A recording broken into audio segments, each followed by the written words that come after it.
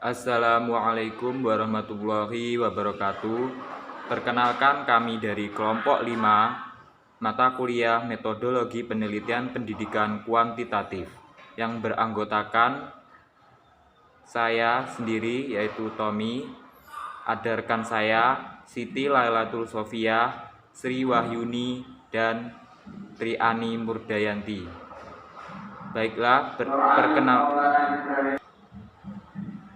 Perkenankanlah kami untuk mempresentasikan hasil makalah kami yang berjudul Instrumen dan Teknik Pengumpulan Data.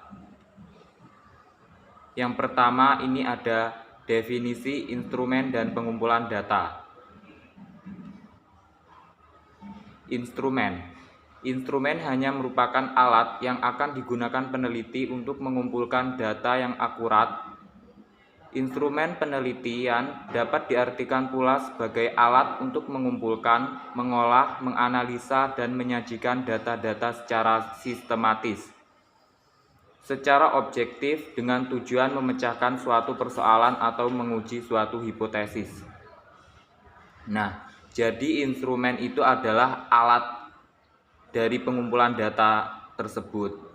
Jadi dalam suatu penelitian, baik itu penelitian kuantitatif maupun kualitatif, itu pasti ada yang namanya data. Nah, data tersebut harus dikumpulkan untuk dianalisa, kemudian alat yang digunakan untuk mengumpulkan data tersebut dinamakan dengan instrumen. Jadi semua alat yang bisa mendukung suatu penelitian bisa disebut dengan instrumen penelitian atau instrumen pengumpulan data, itu ya. Kemudian ada catatan, dalam menyusun instrumen penelitian ada beberapa hal yang perlu diperhatikan, antara lain masalah, variabel yang diteliti, sumber data, keterangan dalam instrumen, jenis data, mudah dan praktisnya. Kemudian pengumpulan data.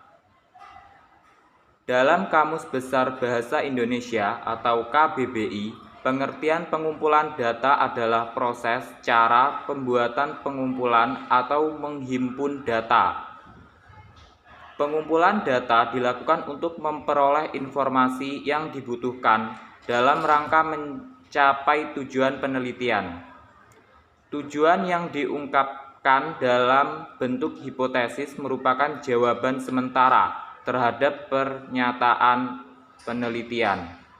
Jawaban itu masih perlu diuji secara empiris, dan maksud inilah dibutuhkan pengumpulan data. Nah, jadi mengapa dalam penelitian tersebut harus ada pengumpulan data? Karena pengumpulan data tersebut untuk memperoleh informasi yang dibutuhkan dalam rangka mencapai tujuan penelitian. Nah, tujuan yang diungkapkan dalam bentuk hipotesis merupakan jawaban sementara terhadap pernyataan penelitian. Nah, jadi dalam penelitian kuantitatif itu terdapat hipotesis yang merupakan jawaban sementara dari penelitian. Nah, tujuan dari pengumpulan data tersebut kan memperoleh informasi. Memperoleh informasi tersebut untuk memperoleh hipotesis sementara atau jawaban sementara. Kemudian pengumpulan data dapat dilakukan dalam beberapa model atau cara seperti berbagai setting, berbagai sumber, dan berbagai cara atau teknik. Namun penulis hanya mengulas pengumpulan data berdasarkan teknik atau cara pengumpulan data. Nah, di makalah kami ini hanya mengulas tentang teknik dan cara pengumpulan data. Untuk yang pertama setting berbagai sumber dan berbagai sumber itu tidak kami bahas ya. Kemudian kami akan membahas satu persatu dari penjabaran instrumen penelitian. Yang pertama ini ada tujuan berdasarkan settingnya data. Nah, ini dibagi menjadi 4, yaitu ada setting ilmiah, setting laboratorium dengan metode eksperimen, setting di rumah dengan berbagai responden dan lainnya seperti seminar dan diskusi. Kemudian ada instrumen berdasarkan sumber datanya. Itu ada instrumen yang bersumber dari data primer atau secara langsung, dan ada instrumen yang bersumber dari data sekunder atau tidak langsung. Kemudian ada instrumen berdasarkan teknik pengumpulan data. Nah, yang kami bahas ini yaitu ada interview atau wawancara, kuesioner atau angket, observasi atau pengamatan, dan gabungan dari ketiganya. Wawancara.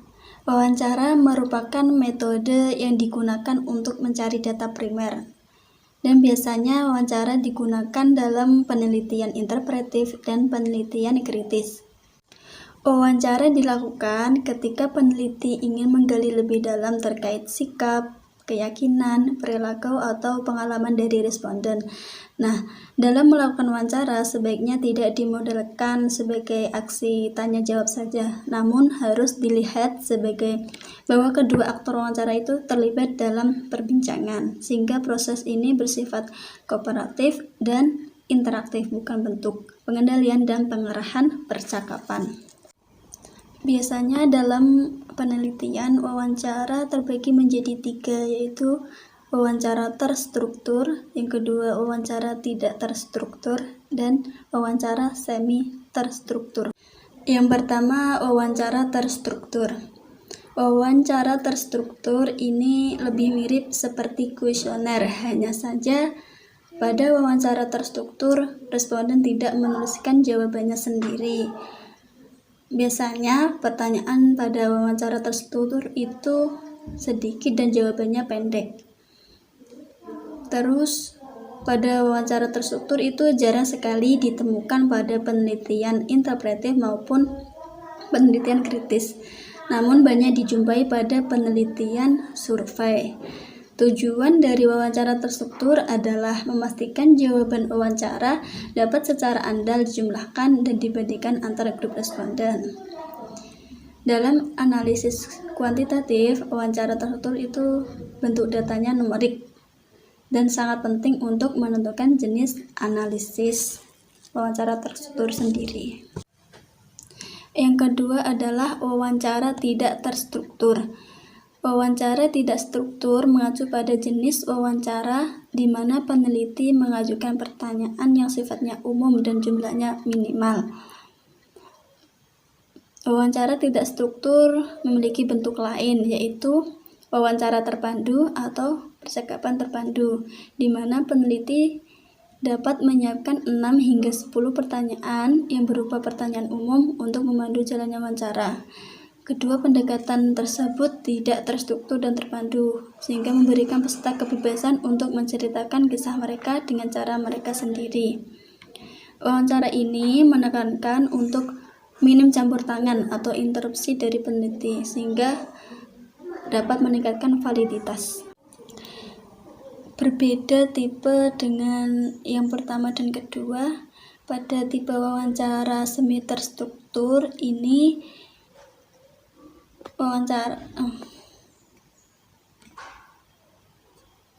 Saya akan melanjutkan presentasi dari teman saya yang sebelumnya, yaitu mengenai teknik pengambilan data kuesioner atau angket.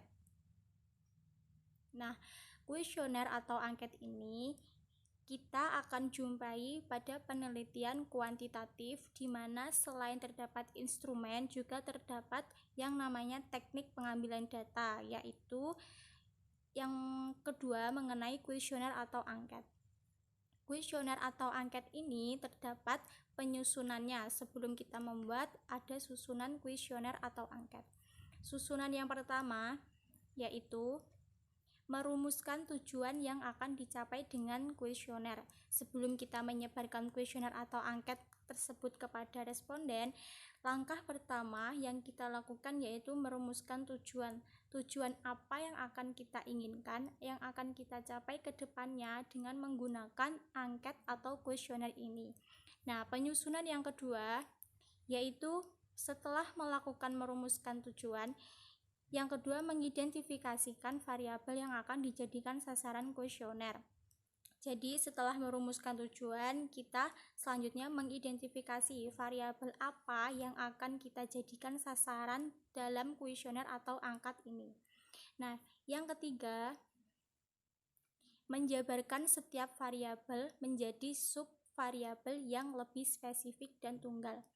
Nah, setelah mengidentifikasikan variabel apa yang akan kita jadikan nanti, yaitu menjabarkan. Kita uraikan lagi setiap variabelnya tersebut menjadi sub-variabel yang lebih detail, spesifik, dan tunggal. Dan yang keempat, penyusunan, yaitu menentukan jenis data yang akan dikumpulkan sekaligus untuk menentukan teknis analisisnya. Jadi setelah melakukan penyusunan pada langkah pertama, kedua, dan ketiga, selanjutnya pada langkah keempat kita menentukan jenis data apa yang akan kita kumpulkan nanti dan teknis analisisnya itu bagaimana. Contohnya teknis analisisnya kita pakai menggunakan deskriptif ataupun analisis. Kuesioner ini atau angket dikelompokkan menjadi dua. Yang pertama, pada gambar tersebut yaitu kuesioner bentuk surat. Kuesioner bentuk surat ini biasanya kita temui pada lembaran kertas printout yang dimana biasanya terdapat SS atau sangat setuju, S setuju, atau TS tidak setuju. Dan yang kedua, gambar berupa kuesioner bentuk web. Kelebihan kuesioner bentuk surat ini yang pertama, dapat dikirim ke sejumlah besar responden. Jadi bentuk surat ini tidak ada batasan minimal ataupun maksimal dalam kita mengirimkan kuesioner atau angket tersebut kepada responden. Dan yang kedua, menghemat waktu dan uang jika dibandingkan dengan wawancara langsung. Nah, jika kita bandingkan dengan penelitian kualitatif yang dimana teknik pengambilannya ada yang namanya wawancara, tentu berbeda dengan penelitian kuantitatif dengan teknik pengambilan data berupa kuesioner. Contohnya kuesioner bentuk surat ini. Jadi kuesioner bentuk surat ini kelebihannya itu kita bisa menghemat waktu dan uang jika dibandingkan dengan wawancara langsung. Di wawancara langsung kita membutuhkan waktu yang sangat banyak untuk mendapatkan informasi tersebut. Nah, yang ketiga yaitu responden lebih jujur menanggapi kuesioner tentang masalah kontroversial. Dan yang keempat, responden menjawab di waktu luang mereka. Jadi, responden tidak dituntut atau tidak dikekang dalam mengisi kuesioner ataupun angket tersebut. Jadi, responden bisa lebih rileks, lebih luang waktunya dalam mengisi kuesioner atau angket tersebut. Nah, selain ada kelebihan, tentu ada kekurangan. Kekurangan kuesioner bentuk surat. Yang pertama, dalam kebanyakan kasus, mayoritas responden yang menerima kuesioner ini tidak mengembalikannya. Jadi, kalau kita telah menyebarluaskan atau mendistribusikan kuesioner atau angket bentuk surat ini, biasanya kebanyakan responden itu tidak mengembalikannya dengan alasan yang telisut ataupun hilang. Nah, yang kedua, menambah waktu dan biaya dalam melakukan penelitian jika diperlukan tindak lanjut pengingat kepada responden yang mampu mendorong mereka untuk menyelesaikan kuesioner. Jadi, jika pada pertemuan pertama kita saat menyebarkan kuesioner atau angket bentuk surat ini, nah, jika dalam waktu pertemuan pertama itu dirasa kurang dalam untuk pengambilan datanya atau dalam menyelesaikan data penelitian tersebut, maka dibutuhkan pertemuan waktu yang selanjutnya, yaitu untuk pengambilan atau mengingatkan kepada responden bahwasannya belum menyelesaikan atau mengisi kuesioner tersebut. Dan yang ketiga, yaitu membutuhkan waktu yang lebih lama. Nah, dari kekurangan yang kedua ini tentu akan berdampak kepada kita, yang dimana membutuhkan waktu yang lebih lama lagi dalam kita menyelesaikan penelitian kita, karena terhambat dengan adanya pengingatkan kembali atau mengambil menarik, yang dimana kuesioner atau angket tersebut dari responden yang belum diisi. Yang kedua, ada kelebihan pada kuesioner bentuk web. Nah, kuesioner bentuk web ini kita jumpai pada link-link ataupun dalam bentuk Google. Kelebihan yang pertama, tidak membutuhkan waktu yang lama. Jika dibandingkan dengan kuesioner yang pertama dalam bentuk surat ini tentu berbeda dengan bentuk yang web. Karena yang web ini kita tidak membutuhkan waktu yang lama. Contohnya saat kita menyebarkan atau mendistribusikan kuesioner atau angket tersebut kepada responden, tentu kita tidak membutuhkan waktu yang lama. Kita tidak perlu menemui atau menjumpai responden tersebut secara satu persatu, tapi kita hanya menyebarluaskan saja kuesioner dalam bentuk link tersebut kepada bisa melalui grup WA ataupun grup medsos lainnya. Dan yang kedua tentunya hemat biaya. Karena dengan kuesioner bentuk web ini kita tidak perlu berupaya keluar rumah ataupun keluar dengan mengendarai sepeda motor yang dimana nantinya mengeluarkan budget lagi untuk kita. Nah, yang ketiga, tidak mengeluarkan banyak tenaga. Karena kuesioner bentuk web ini kita hanya duduk manis, memegang gadget dan menyebarluaskannya kepada teman-teman atau grup media sosial yang lainnya. Selain pada kelebihan, tentu ada kekurangan. Kekurangan kuesioner bentuk web yang pertama yaitu tidak dapat menjangkau luas, terkhususnya kepada responden yang tidak memiliki komputer, gadget, ataupun tidak dapat mengaksesnya. Jadi kekurangan ini tuh cenderung kita rasakan, kita alami pada khususnya kalangan remaja saat ini, yang dimana negara Indonesia kita ini kan teknologinya sudah maju dan berkembang, tetapi juga masih banyak tentunya kalangan remaja-remaja sekolah yang lainnya itu belum memiliki fasilitas berupa komputer ataupun gadget, dan bagaimana cara mengaksesnya pun itu juga tidak tahu bagaimana caranya. Dan yang kedua, harus memiliki akses alamat email. Dan yang ketiga, validitas survei perlu dipertanyakan karena pengisian yang biasanya terburu-buru itu tadi dan mungkin tidak memberikan respon yang akurat. Sekian presentasi dari saya, akan dilanjutkan dengan teman saya Mbak Triani. Teknik pengumpulan data yang selanjutnya yaitu observasi. Observasi adalah suatu teknik atau cara mengumpulkan data yang sistematis terhadap objek penelitian, baik itu secara langsung maupun secara tidak langsung. Observasi langsung adalah observasi yang mengadakan pengamatan secara langsung atau tanpa alat bantu terhadap gejala-gejala subjek yang akan diteliti atau diselidiki. Observasi tidak langsung adalah observasi yang mengadakan pengamatan terhadap gejala-gejala subjek yang diselidiki dengan perantara sebuah alat bantu. Selanjutnya, observasi itu dibagi menjadi beberapa hal, yaitu ada dua, berdasarkan keterlibatan pengamatan dan juga berdasarkan cara pengamatan yang dilakukan. Berdasarkan keterlibatan pengamatan ini, observasi dibagi menjadi dua, yaitu observasi partisipan dan observasi non-partisipan. Observasi partisipan adalah observasi yang dimana pengamat ikut serta terlibat dalam kegiatan-kegiatan yang dilakukan oleh subjek yang diteliti atau yang diamati, seolah-olah mereka terlibat dalam suatu kegiatan yang diamati.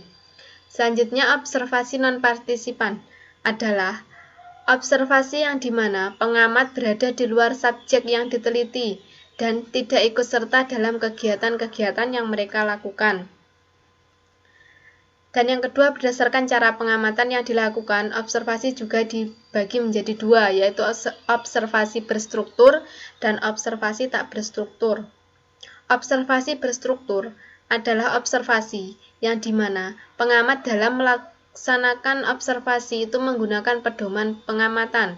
Sedangkan observasi tak berstruktur adalah observasi yang dalam pengamatannya atau observasinya itu melakukan pengamatan. Observasi tak berstruktur adalah observasi yang dimana pengamat dalam melaksanakan observasinya itu secara bebas atau tidak menggunakan pedoman pengamatan. Di dalam teknik pengumpulan data observasi ini juga ada kelebihan dan kelemahannya. Kelebihan dari teknik pengumpulan data observasi ini yaitu 1. Gejala yang hanya dapat diselidiki dengan observasi, sehingga hasilnya akurat dan sulit untuk dibantah. 2. Banyak objek yang hanya bersedia diambil datanya dengan observasi, misal karena responnya terlalu sibuk, sehingga sulit untuk diambil datanya dengan teknik yang lain. Yang ketiga, kejadian yang serempak dapat diamati dan dicatat secara serempak pula dengan memperbanyak observer. Yang terakhir, banyak kejadian yang dipandang kecil dan tidak dapat ditangkap dengan pengumpulan data yang lain. Dan selanjutnya kelemahan observasi, yaitu tergantung pada kemampuan pengamatan dan mengingat. 2. Kelemahan dalam pencatatan. 3. Banyak kejadian atau keadaan objek yang sulit untuk diobservasi, terutama yang menyangkut kehidupan pribadi yang bersifat sangat rahasia. Keempat, sering ditemui observer yang bertingkah laku baik karena tahu kalau dia diobservasi. Dan yang terakhir, banyak gejala yang dapat diamati dalam kondisi lingkungan tertentu, sehingga kalau terjadi gangguan yang secara tiba-tiba, observasi tidak dapat dilakukan. Demikian presentasi dari kami, banyak kurang dan banyak salahnya kami mohon maaf. Wassalamualaikum warahmatullahi wabarakatuh.